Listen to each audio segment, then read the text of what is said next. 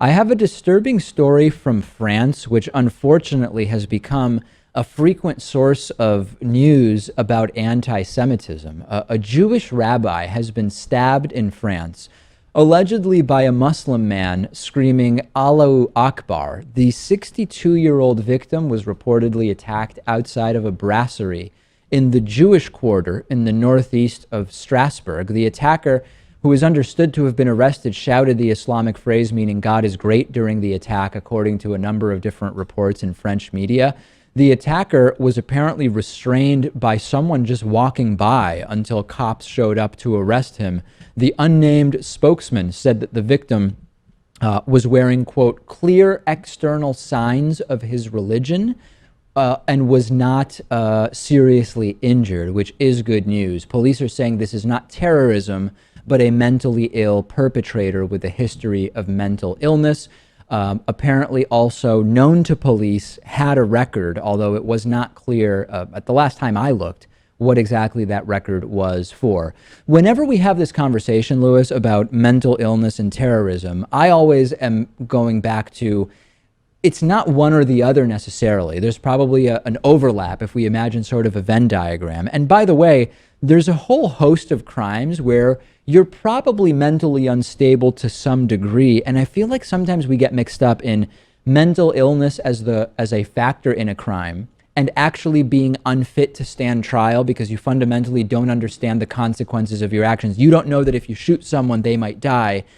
I feel like those lines are very blurred often in media reporting of mental illness and crimes. Yeah, that is true. I mean, a part of me says, listen, if the way your mental illness is manifested is that you go on possibly racist or religiously tinged killing sprees, part of me says, I don't care. You're a terrorist and let's deal with you like a terrorist. At the same time, what if this is a person who could take some type of medication and no longer feel or think any of this stuff? So then what's to blame? A healthcare system that has left them behind? I don't know. Oh, well, certainly there are plenty of crimes happening in this country and people who are desperate and destitute because of that. And I see that all the time. You see that all the time right outside the studio. Well, that's a story for another day, actually. We were talking about this, Rachel, and when we talk about lone wolf and actually part of some kind of organized terrorist organization, mentally ill or not mentally ill, these are pretty amorphous designations, aren't they? Definitely. I haven't really found a huge distinction between the kind of the lone wolf and perpetrator or mouthpiece of an organization in terms of the capacity of someone to commit a crime, because I feel as though if you have the appropriate plan in place and a weapon, those factors aren't going to matter quite as much. Yeah, it's made a big deal. I mean, Jason, the backstory on this, to get you very quickly up to speed, is that very often we will hear, oh, this was ISIS inspired. And then it'll find out that there was no, it will be revealed that there was no actual connection or coordination with anyone that was part of ISIS.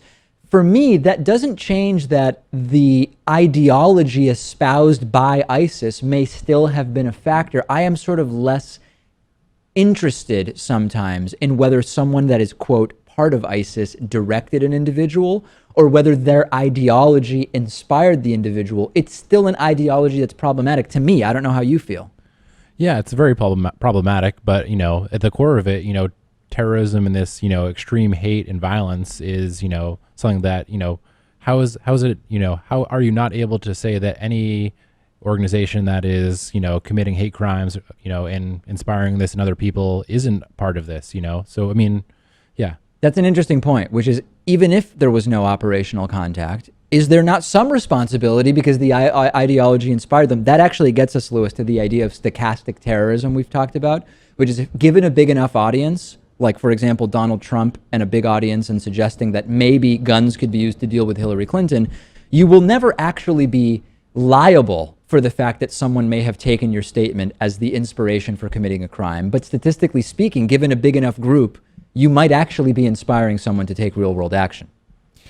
Hard to say how that influence is, how it's spread and how far it reaches. But I say, who cares? I mean, is it interesting to know if there's a coordination between ISIS and some guy here, Omar Mateen, let's say, or ultimately does it matter? It really doesn't. I mean, if it was a religiously motivated crime, It is a hate crime, and we have a system that is set up to deal with that. yes, Right. yes. But I also think that the way that you're going to deal with the crime is going to be different. If you're looking at a global jihad, you're probably going to put in place different measures than if you think, okay, this is an isolated person. How can we deal with this one act that they've committed? Yeah, and it goes to the idea of, it actually goes back to the hate crime enhancement thing, which we were talking about earlier in the show, which we don't need to rehash, but I am sure I will get emails about as far as this story is concerned.